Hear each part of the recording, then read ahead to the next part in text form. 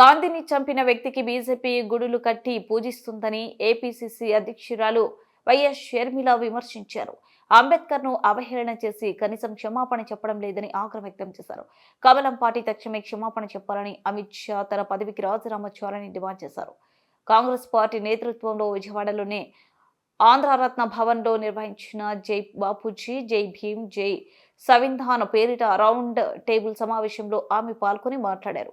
దీనిపై అమిత్ షా క్షమాపణ చెప్పాలని డిమాండ్ చేస్తూ రాష్ట్రపతికి తీర్మానం చేసి పంపుదామని వైఎస్ షర్మిల వ్యాఖ్యానించారు. మరోవైపు కులగణన చేపట్టకుండా బీజేపీ అడ్డుపడుతుందని ధ్వజమెత్తారు. రిజర్వేషన్లు ఇవ్వాల్సిన వస్తుందని గణన వద్దని అంటున్నారని విమర్శించారు. రాష్ట్రంలోని బీజేపీ గులాంగిరి జరుగుతుందని వైఎస్ షర్మిల దుయ్యబట్టారు.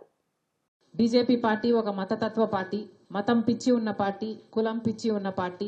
మతం పేరుతో, కులం పేరుతో ఎన్ని రాజకీయాలు చేసిందో దానికి బలైపోయిన ఎంతో మంది మైనారిటీలు, గోద్రా అయితేనేమి, మణిపూర్ అయితేనేమి, ఇలాంటి అన్ని చూడడం జరిగింది. బీజేపీ దేశ సంపదని దోచిపెట్టి అదాని లాంటి వాళ్ళని పోషిస్తుందన్న సంగతి ఇప్పటికే అర్థమైపోయింది. అంతేకాదు ప్రభుత్వ వ్యవస్థలను, ఆఖరికి అది ఈసీ అయినా, ఆర్బీఐ అయినా, స్టాక్ ఎక్స్చేంజ్ అయినా, ఈడీ అయినా, సిబిఐ అయినా, ఇన్కమ్ ట్యాక్స్ అయినా, ఇలా ప్రతి ప్రభుత్వ వ్యవస్థని కూడా తమ గుప్పిట్లో పెట్టుకుని స్వార్థ రాజకీయాల కోసం ఎలా వాడుకుంటున్నారో చూస్తున్నాం. ఇవన్నీ సరిపోలేదన్నట్టు ఇప్పుడు మన దేశాన్ని కాషాయమయం చేయడానికి బీజేపీ పూనుకుంది. అందులో భాగంగా దేశ చరిత్రనే మార్చే ప్రయత్నం చేస్తుంది.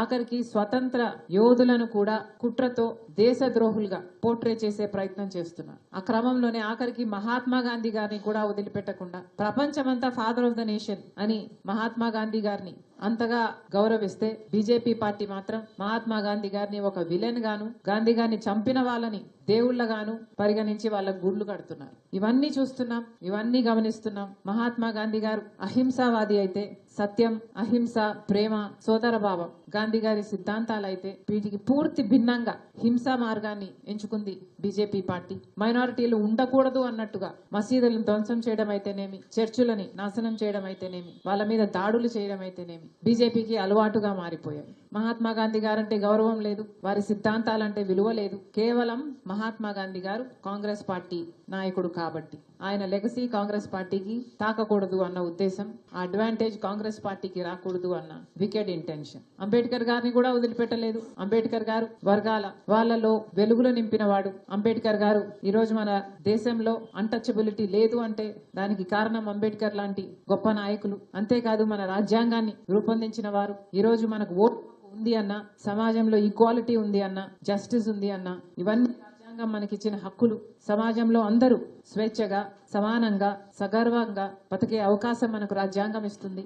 అంతటి అంబేద్కర్ గారిని కూడా పార్లమెంట్ లో ఎంత హేళన చేశారో, ఎంత అవమానించారో ఇవన్నీ చూస్తున్నాం. బేసిక్ గా దళితులంటేనే పడదు బీజేపీ పార్టీకి. దళితులంటేనే చిన్న చూపు బీజేపీ పార్టీకి. కులగణన చేయాలి అని కాంగ్రెస్ పార్టీ ఎప్పటి నుంచో అడుగుతుంది, డిమాండ్ చేస్తుంది, కానీ ఇంతవరకు చేపట్టలేదు.